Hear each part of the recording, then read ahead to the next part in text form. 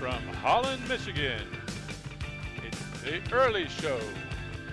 This morning, the Best Practice Special, bringing standards to life in America's classrooms with special guests Joaquin Phoenix, Tom Cruise, and Sarah Palin.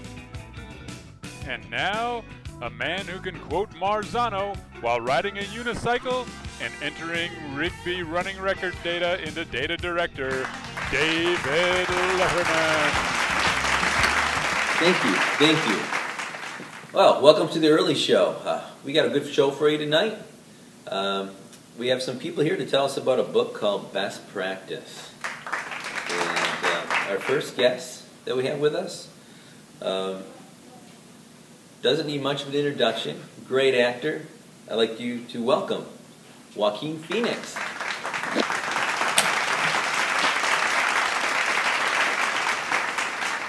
Thanks for the handshake. Have a seat. Joaquin, welcome.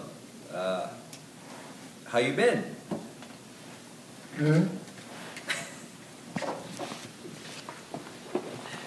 Doing a little something different with your hair there.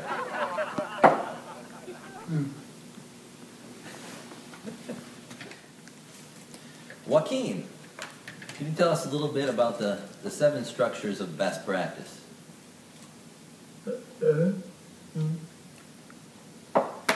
Okay. Why don't you tell us a little bit about the gradual release of responsibility?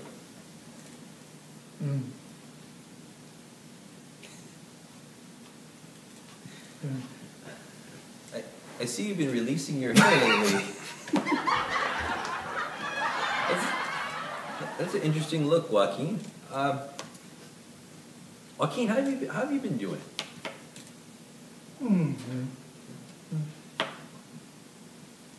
Okay, well. So, Joaquin, could you tell us about the 4 steps of the gradual release of responsibility? 1.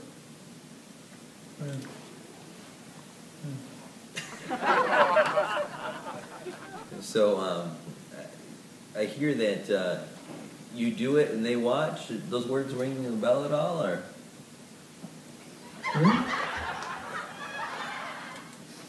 Something about doing it together? Yeah.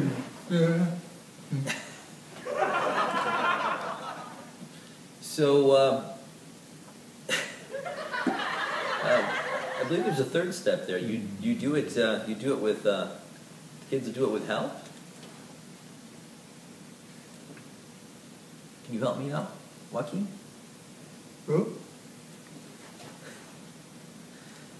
Then they do it on their own, and you watch. Is that the next step, Joaquin? Over here, Joaquin. Yeah. And then finally, everyone comes back together and you reflect.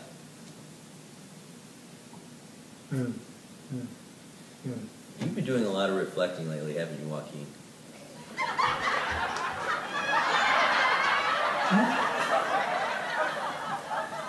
Okay, Joaquin Phoenix, everybody. Joaquin, we hope to have you back again one day.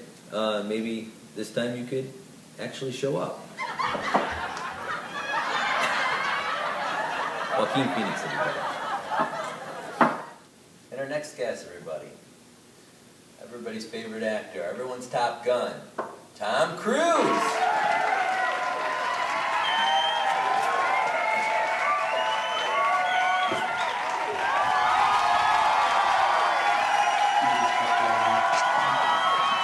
Wow, Tom, what happened to you?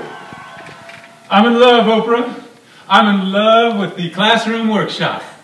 It's a commitment to student autonomy. That's Dave, Tom. And what does an hour of classroom workshop look like to you? Well, it's 5 minutes of students writing down their plan for the time. It's 10 minutes of a teacher-led mini lesson for the whole group. It's 20 to 30 minutes of independent workshop and that's the real meat of the session, where the teacher is conferencing one-on-one with the students. And then 10 minutes for student sharing. Well, remember, that's Dave, and if I'm doing my math right, I think it only adds up to 55 minutes. It's a literacy workshop! So, Tom, how will we be able to get the boys and girls to do this independent, meaningful work without a lot of constant monitoring? By building stamina! Stamina and a gradual release of responsibility. So, Tom, sounds like a lot of work preparing these conferences for students. It's 3 simple questions. What are you doing? How's it going? And what do you plan to do next? Or, how can I help you right now? You know, Tom, that sounds like 4 questions to me. It's a literacy workshop. It works because it transfers the conversational responsibility to the students. These meetings, they teach a habit of the mind. I love your enthusiasm, Tom. Tom Cruise, everybody. Our next guest, everybody, on the early show would happen to be the Ms. Sarah Palin. Ms. Sarah Palin, everyone's favorite political female icon. Please have a seat. Sarah, it's good to have you here today, and I hear that you are an expert in Structure 3 on strategic thinking. Yeah, that's right. Can you tell me 7 things, the top 7 things about strategic thinking? Well, you know, it's obvious. First of all, you've got to monitor your comprehension to be able to think, right? Sure. Right? Yeah, you need to think. So that's the first one. The second thing, next, we've just got to have to, you know, really, we've got to make sensory images. That's number 2. That's a number 2 thing. Very important. Very critical. Especially on hands. Mm-hmm. And then, you know, we need to make connections on background knowledge. Making those connections are very important. Sure. And then asking questions. And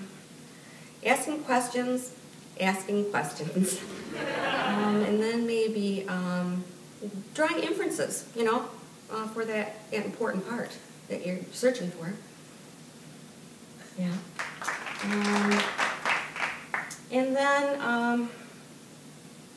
I think, you know, lastly, I think that what we need to do is just to go through the important parts, the importance of what we're reading. So that's a really nice list, Sarah. Thank you. So, Sarah, how are we going to make strategic thinking happen in the classroom? Well, Dave, it's just like this. You gotta get her done. You know, you just gotta get her done. You gotta do it by going into, through, and beyond what you're reading. So, you know, what does that really mean, Sarah? You know, and we know you're a soccer mom, and what will these strategies look like exactly? Well, you're right, Ron. I'm just a common soccer mom. But, you know, I have to know how to come up with plays. So, this is how going to be my reading game plan. First of all, you got to be able to do a KWL. You got to find out what you know, what you want to learn, and what you've learned. Sure. It's a very important part, very critical. It's a great play. The second thing that you've got to do during the game, you've got to show that student how to text the coding system. That's the only way you're going to get her done, Ron. Sure, a system. It's a system, you know, and, you know, I'm all about strategic thinking. So that would be my next thing. The third thing, after the game, you got to have a little bit of reading, or excuse me, writing conversation, okay? It's just that simple. You're going to get her done, aren't you, Sarah? I'm going to get her done. Well, You betcha, Ron. pretty clear you're an expert in this area, Sarah. So thanks for coming on today. I just had a fabulous time. It was wonderful. Thanks again. All right, so for best practice, we are now to the point in our show where we bring you our top 5, all the way from our home office at Great Lakes Elementary in Holland, Michigan. Top 5 reasons to implement our Structure 4, which is collaborative activities. Reason number 5. Kids can teach each other dates, facts, and formulas more effectively when they study as a group. Number 4. Teachers can take a break while the little ones figure it out on their own. Number 3. Collaborative learning will provide classes with opportunity to work on mini constitutions that will build friendliness and support systems for all. Who doesn't like that one? And then number 2. Hey, it's a PSYOP strategy. Number 1. Through encouragement and prompting, all students will find a voice, including this guest host. Thank you. It's been a great show. Hope you enjoyed the early show.